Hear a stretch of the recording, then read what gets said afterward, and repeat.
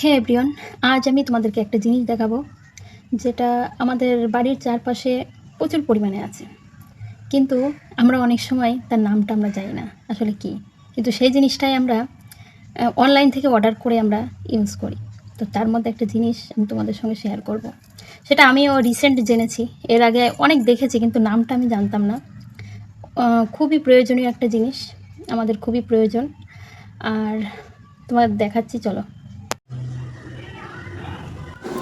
এই গাছটা আমরা 12 মাসে আমাদের বাড়ির চারপাশে আমরা দেখতে পাই। এদের আবার 3 ধরনের ভাগ আছে। কোনোটায় হয় সাদা ফুল, কোনোটায় হয় নীল ফুল, আবার কোনোটায় হয় হলুদ ফুল।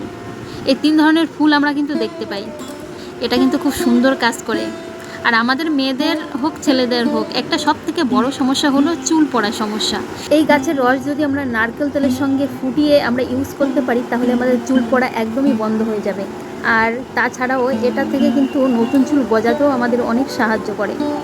এমন কোনো গাছ যদি আশেপাশে দেখতে পাও, চুপ করে কিন্তু ব্যাগে নিয়ে চলে আসবে, কারণ এটা একটা খুবই উপকারী একটা ঔষধ। তো বন্ধুরা, তোমরা এমন কে কে আছো এই গাছটাকে তোমরা অনেক দেখেছো কিন্তু এর নামটা জানতে না? অবশ্যই আমার কমেন্ট সেকশনে কমেন্ট করে যাবে।